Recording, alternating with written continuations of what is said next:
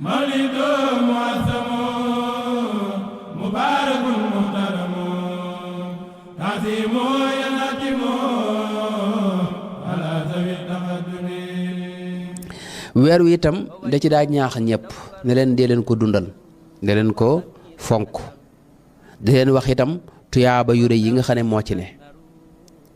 dadaa wax ne mawliduhu muazzamu mubaarakun muxtaramu taazimuhu yanxatimu ala dawi taqaddumi.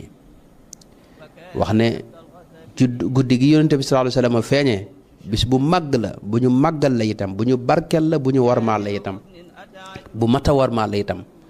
te mboolem ñi nga xam ne yàlla da leen a jiital ci diine ji ñoo ñëpp dañ ko daa warmaal di ko fonk. mawlidu muazzamu mubarakun muhtaramu tazimu